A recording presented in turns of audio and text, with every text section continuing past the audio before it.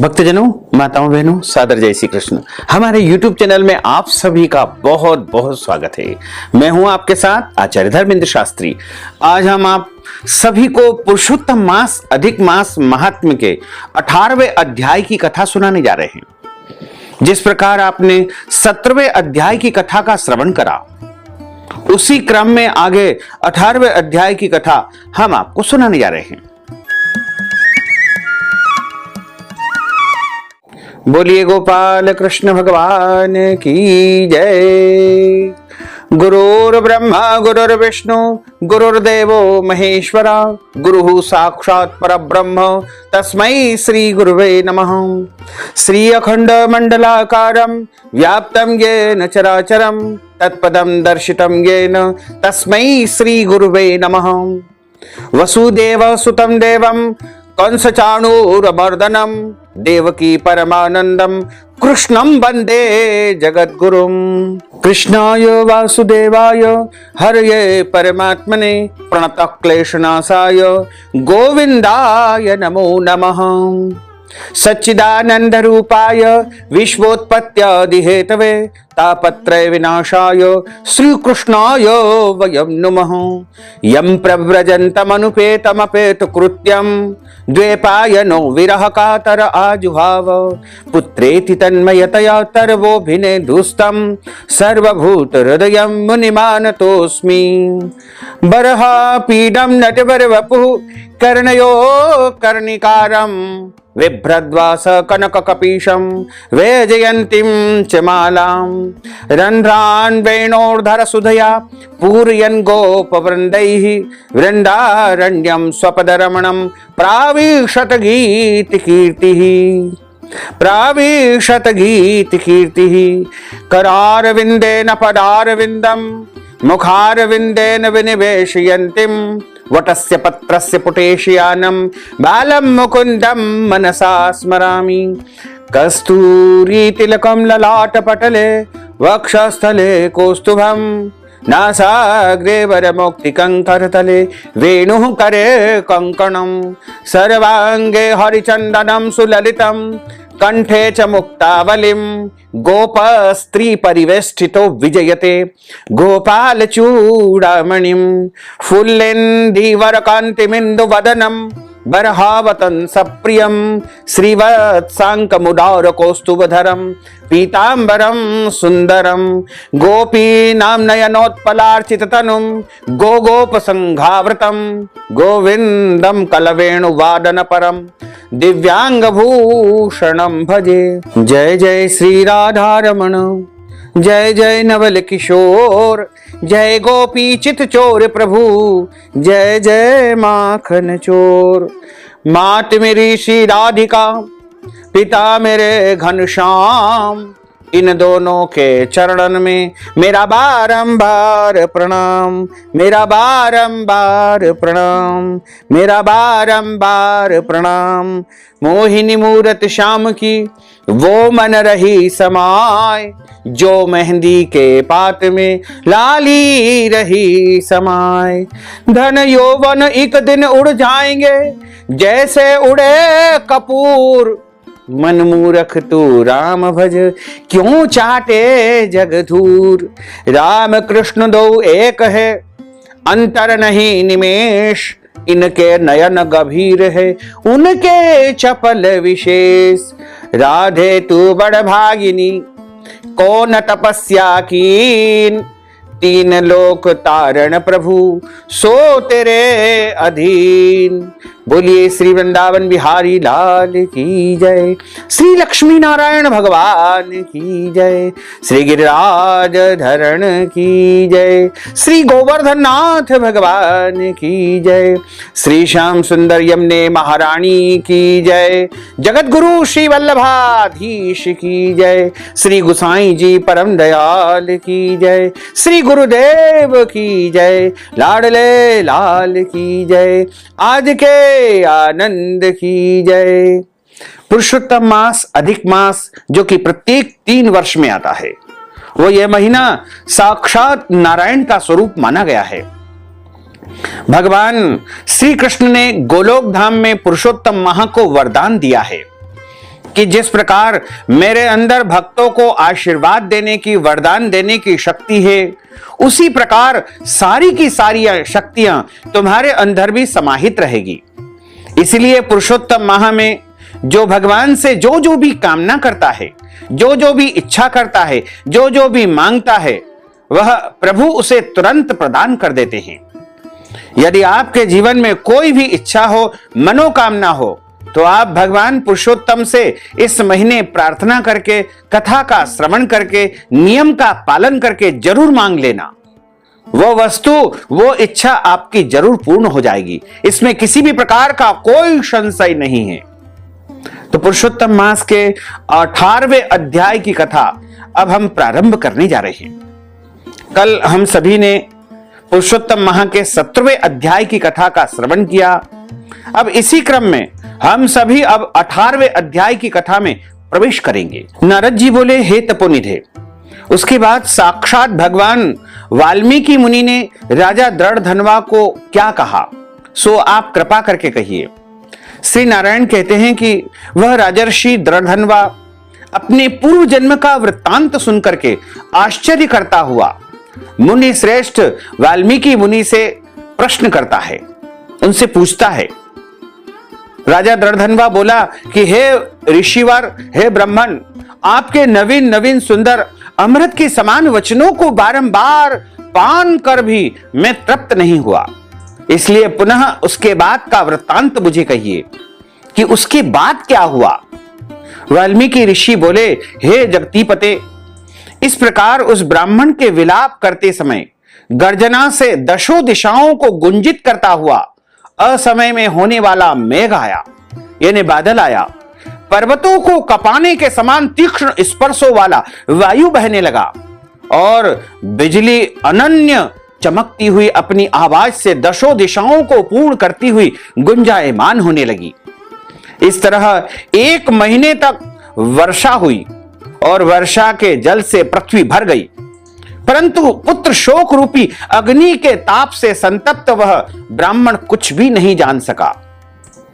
न तो जलपान किया उसने, न भोजन किया, यानी भोजन और अन्न सबका त्याग कर दिया। बस केवल एक ही बात उसके मन में सता रही थी, हे पुत्र, हे पुत्र। इस प्रकार कह करके विलाप करते हुए उस ब्राह्मण का 1 माह व्यतीत हो गया। वह श्री कृष्णचंद्र का परम प्रिय पुरुषोत्तम मास था, अधिक मास था, जो कि उसने बिना जल के, बिना भोजन के, केवल पुत्र के शोक में ही व्यतीत कर दिया। अनजाने में ही उस ब्राह्मण के द्वारा पुरुषोत्तम माह का सेवन हो गया, व्रत हो गया, उपवास हो गया। उस पुरुषोत्तम मास के सेवन से अत्यंत प्रसन्न नूतन मेघ के समान श्याम वर्ण वनमाला से भूषित भगवान श्री हरि नारायण स्वयं प्रकट हो गए। जगत के नाथ हरि भगवान के प्रकट होने पर मेघ समूह अदृश्य हो गए, यानी गायब हो गए।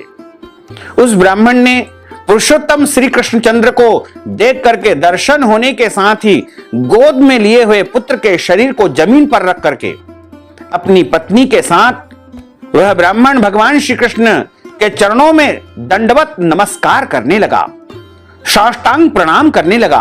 हाथ जोड़ करके भगवान श्री कृष्ण के सामने खड़ा होकर के भगवान श्री कृष्ण स्वयं हमारे रक्षक है, ऐसा विचार करता हुआ भगवान श्री पुरुषोत्तम की सेवा से प्रसन्न होकर के अमृत की वृष्टि करने वाली अत्यंत मधुर वाणी से बोले। भगवान श्री हरि बोले, भो भो सुदेव, तुम धन्य हो, इस समय आप भाग्यवान हो। तुम्हारे भाग्य के वर्णन करने में त्रिलोक्य में कोई भी सामर्थ्यवान नहीं है, क्योंकि जो कार्य तुमने किया है, जो पुण्य तुम्हारे द्वारा हुआ है, हे वत्स, वह बहुत ही महान पुण्य है। हे तपोधन, जो तुम्हारा होने वाला है उसको हम कहेंगे, तुम ध्यान पूर्वक सुनो। हे ब्राह्मण, 12,000 वर्ष की आयु वाला पुत्र तुमको प्राप्त होगा। इसके बाद तुमको पुत्र से होने वाले सुख में किसी भी प्रकार का संदेह नहीं है। हे द्विजोत्तम, प्रसन्न मन से मैंने यह पुत्र तुमको प्रदान किया। हमारे प्रसाद से होने वाले तुम्हारे पुत्र सुख को देख करके हे द्विजोत्तम, देवता, गंधर्व और मनुष्य लोग पुत्र सुख की इच्छा करने वाले होंगे। इस विषय में तुमको एक प्राचीन कथा सुनाता हूं, जिस इतिहास को पहले मार्कंडेय ऋषि ने राजा रघु से कहा था। प्रथम कोई श्रेष्ठ मन वाले धनुर नामक मुनीश्वर लोगों को पुत्र रूप मानसिक चिंता से जले हुए देख करके दुखित हुए और अमरता पुत्र यानी अमर पुत्र की इच्छा करके दारुण कठिन तप करने लगे।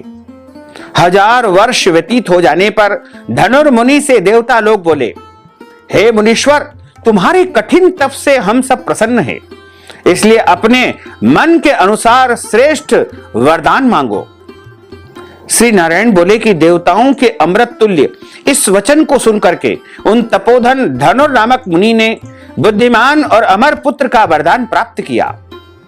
उस ब्राह्मण से देवताओं ने कहा कि पृथ्वी में ऐसा पुत्र नहीं है। तब धनुर मुनि ने देवताओं से कहा कि अच्छा, ऐसा पुत्र दे दो जिसके आयु की मर्यादा बंधी हो। देवताओं ने कहा कि कैसी मर्यादा चाहिए, कैसा पुत्र तुम्हें चाहिए? इस पर मुनि ने कहा कि यह महान पर्वत जब तक रहे तब तक उसकी आयु होवे, ऐसा ही हो। इस प्रकार कह करके इंद्रादि देवता स्वर्ग को चले गए और उसको तथास्तु का वरदान देकर गए।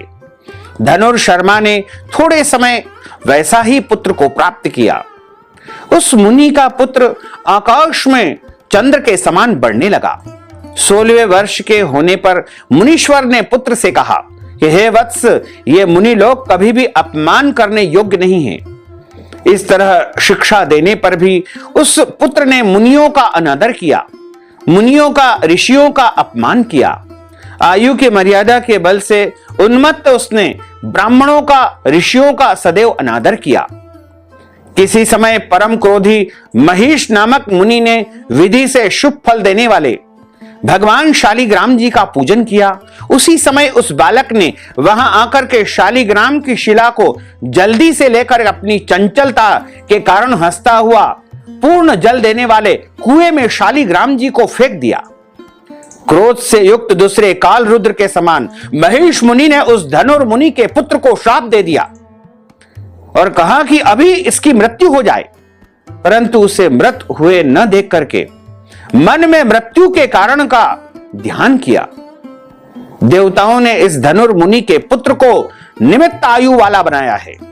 इस तरह चिंता करते हुए महिष मुनि ने लंबी सांस ली, जिससे कई करोड़ महिष पैदा हो गए और उन महिषों ने पर्वत को टुकड़ा टुकड़ा कर दिया।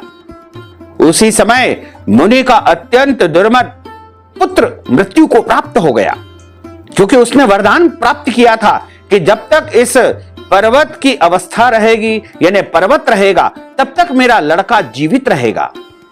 लेकिन महिष मुनि के प्रकोप से वह पर्वत टूट गया, टुकड़े टुकड़े हो गए। धनुर मुनि ने अत्यंत दुख से बार बार विलाप किया। बाद में अनेक प्रकार विलाप करते हुए पुत्र के शरीर को लेकर के पुत्र के दुख से अत्यंत पीड़ित होकर के चिता की अग्नि में वह प्रवेश कर गया। इस प्रकार हठ से पुत्र प्राप्त करने वाले कहीं भी सुख को प्राप्त नहीं कर पाते हैं। हे तपोधन, गरुड़ जी ने यह जो पुत्र दिया है, इससे संसार में तुम प्रशंसनीय पुत्रवान होंगे। हे अनघ, मैंने प्रसन्न होकर के पुरुषोत्तम के महात्म्य से इस पुत्र को चिरस्थायी किया है। यह तुमको सुख देने वाला होगा। पुत्र के साथ सर्वदा गृहस्थाश्रम के सुख को भोगने के बाद तुम ब्रह्मलोक को जाओगे। वहां उत्तम सुख देवताओं के वर्ष से 1000 वर्ष पर्यंत भोग करके पृथ्वी पर पुनः आओगे।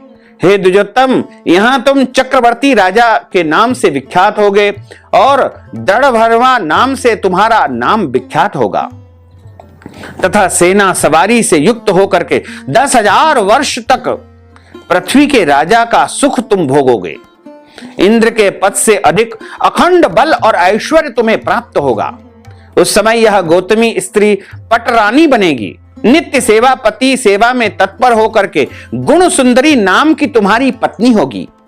राजनीति विशारद तुमको 4 पुत्र होंगे और सुंदर मुख वाली महाभागा सुशीला नाम की एक कन्या भी तुम्हारे घर आएगी। हे महाभाग, सुरों और असुरों को दुर्लभ संसार के सुखों को भोग करके तुम संसार रूपी समुद्र के पार करने वाले भगवान श्री हरि विष्णु को जब भूल जाओगे तब हे विप्र, उस समय वन में तुम्हारा पुत्र शुक पक्षी होकर के वट वृक्ष के ऊपर बैठ करके वैराग्य पैदा करने वाले श्लोक को बार बार पढ़ता हुआ तुमको इस प्रकार का ज्ञान करवाएगा, बोध करवाएगा। शुक पक्षी के वचन को सुनकर के दुखित मन होकर के तुम घर आओगे। संसार के विषय सुखों को छोड़ करके चिंता रूपी समुद्र में मग्न है हे भूसुर, तुमको वाल्मीकि मुनि आकर के ज्ञान कराएंगे। उनके वचन से निसंदेह होकर के शरीर को छोड़ करके श्री हरि भगवान के परम पद को दोनों स्त्री पुरुष तुम प्राप्त करोगे, जो कि पद आवागमन से रहित कहा गया है। इस प्रकार महाविष्णु श्री हरि के कहने पर वह ब्राह्मण बालक उठ खड़ा हुआ। वे दोनों स्त्री पुरुष ब्राह्मण पुत्र को उठा हुआ देख करके अत्यंत आनंदित हो गए। सब देवता लोग भी संतुष्ट होकर के आकाश मंडल से पुष्पों की वर्षा करने लगे। शुकदेव ने श्री हरि को और माता पिता को प्रणाम किया। उस ब्राह्मण को पुत्र के साथ देख करके गरुड़ जी भी अत्यंत प्रसन्न हुए। उस समय चकित हुआ ब्राह्मण ने श्री हरि भगवान को नमस्कार किया और हाथ जोड़ करके हृदय में होने वाले संदेह को दूर करने के लिए हर्ष के कारण गदगद वचन से भगवान जगदीश्वर से वह ब्राह्मण बोला, हे हरि, मैंने 4000 वर्ष लगातार कठिन तपस्या की थी। उस समय मेरे को आपने वहां आकर के जो कठोर वचन कहा, हे वत्स, हमने अच्छी तरह देखा है। इस समय तुमको निश्चय पुत्र नहीं है। हे हरि, उस वचन का उल्लंघन करके मेरे मृतक पुत्र को आपने जीवित करने का क्या कारण है? सो आप कृपा करके मुझे सुनाइए, क्योंकि उस समय तो आपने कहा था कि मेरे भाग्य में पुत्र नहीं है। फिर आपने मेरे पुत्र को अल्पायु दे दी और अल्पायु वाला पुत्र मर गया। फिर मैंने जो है ऐसा कोई काम किया जिसके कारण मेरा यह पुत्र पुनः जीवित हो गया और आपने इसको आयु का वरदान भी दे दिया। यहां पर अधिक मास पुरुषोत्तम मास के 18वें अध्याय की कथा का समापन होता है। श्री बृहन्नारदीय पुराणे पुरुषोत्तम मास महात्म्ये 18 अध्याय। श्री कृष्णार्पणमस्तु। बोलिए श्री कृष्णचंद्र भगवान की जय। अच्युतम केशवम राम नारायणम कृष्ण दामोदरम वासुदेवम हरे श्रीधरम माधवम गोपिका वल्लभम श्री जानकी नायकम श्री रामचंद्रम भजे जानकी मनोहरम सर्वलोक नायकम श्री शंकरादि सेवितम पुण्य नाम कीर्तनम श्री राम राम राम राम राम राम तायकम राम कृष्ण वासुदेवा भक्ति मुक्तिदायकम राम कृष्ण वासुदेवा भक्ति मुक्तिदायकम हरे राम राम राम हरे हरे हरे कृष्ण कृष्ण कृष्ण हरे हरे श्री कृष्ण गोविंद हरे मुरारे हे नाथ नारायण वासुदेवा हे नाथ नारायण वासुदेवा हे नाथ नारायण वासुदेवा हे नाथ नारायण वासुदेवा हे नाथ नारायण वासुदेवा। बोलिए श्री लक्ष्मी नारायण भगवान की जय। श्री वृंदावन बिहारी लाल की जय। गोपाल कृष्ण भगवान की जय। श्री गिरिराज धरण की जय। श्री गोवर्धन नाथ भगवान की जय। श्री बाल कृष्ण लाल की जय। श्री श्याम सुंदर यमुने महारानी की जय। जगत गुरु श्री वल्लभाधीश की जय। श्री गुसाई जी परम दयाल की जय। श्री गुरुदेव की जय। लाडले लाल की जय। आज के आनंद की जय। धर्म की जय हो, अधर्म का नाश हो, प्राणियों में सद्भावना हो, विश्व का कल्याण हो। सनातन धर्म की जय हो, गौ माता की जय हो, नगर बस्ती की जय हो। आज के आनंद की जय हो, कल के आनंद की जय हो, परसों के आनंद की जय हो, बरसों बरसों के आनंद की जय हो। ओम नमः पार्वती पते हर हर महादेव हर। जय जय श्री राधे श्याम। भक्तजनों, माताओं, बहनों, आप सभी से अनुरोध है कि इस ज्ञानवर्धक वीडियो को अधिक से अधिक लोगों को शेयर करिएगा, लाइक करिएगा, कमेंट करिएगा। और यदि अभी तक आपने सब्सक्राइब नहीं किया है तो अभी और इसी समय हमारे और आपके इस YouTube चैनल को सब्सक्राइब कर लीजिए, ताकि इसी प्रकार की ज्ञानवर्धक वीडियो आपको सबसे पहले प्राप्त हो सके। आपको और आपके पूरे परिवार को सादर जय श्री कृष्ण, सादर धन्यवाद।